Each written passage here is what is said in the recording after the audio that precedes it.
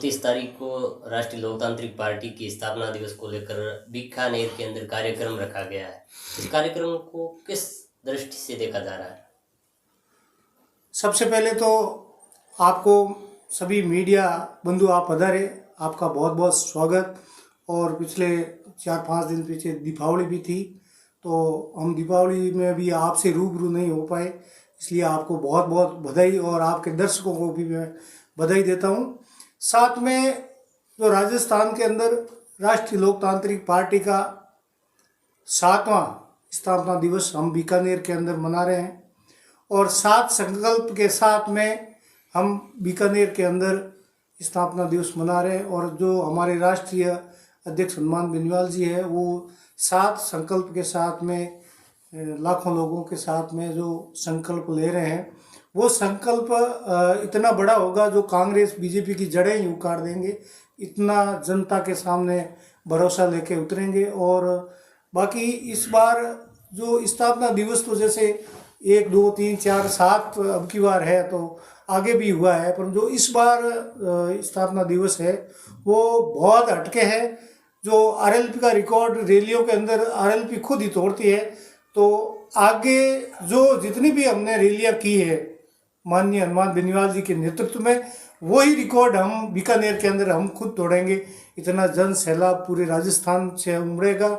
और हनुमान बेनीवाल जी को आप भी मीडिया के रूबरू ही देखते हो, और जनता पिछले 5-6 महीनों से थोड़ा आप और कभी कभार मीडिया पूछता है कि आगे आपकी सीटें कितनी थी, अब कितनी है, वो कोई मायना नहीं रखती। और वैसे हमारी छोटी पार्टी थी, दूसरी पार्टियां जो बनी उससे हम लोग बहुत ग्रोथ में हैं।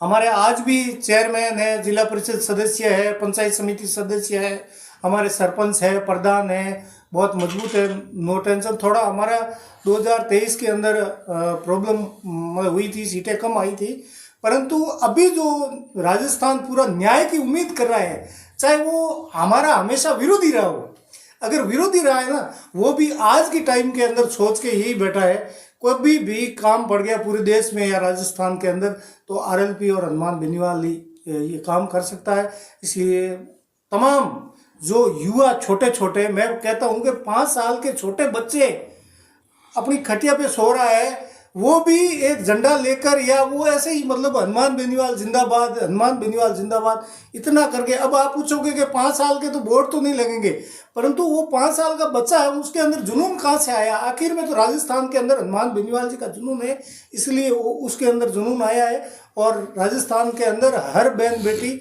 और हर पिता तुल्य बुजुर्ग, हर युवा हनुमान बेनीवाल को मजबूती देने के लिए इस बार तैयार है, और मजबूती देके अच्छे प्रदर्शन के साथ में हम स्थापना दिवस मनाएंगे। लंबे समय से नहीं तो कोई पार्टी ने कार्यकारिणी गठित की है और न ही प्रदेश अध्यक्ष नियुक्त किया है, हालांकि राष्ट्रीय अध्यक्ष जरूर उन्होंने बनाया है। ये कब?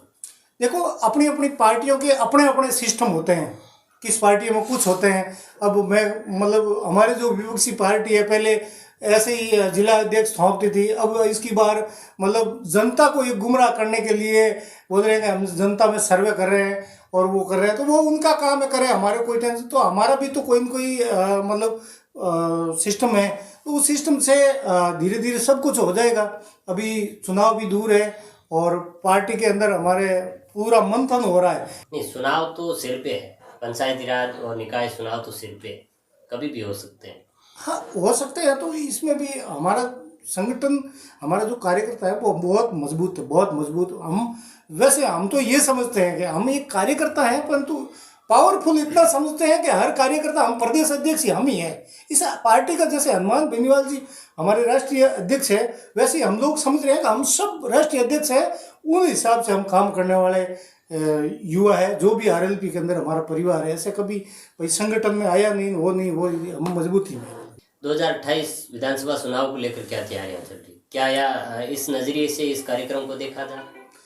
देखो, हमने तो हनुमान बेनीवाल जी भी बोलते हैं, हमारी जो तैयारियां हैं वो फुल फ्लैश है। और नेताजी भी आप मीडिया के माध्यम से हमेशा बोलते हैं कि हमारा जो फोकस है वो लास्ट चुनाव है।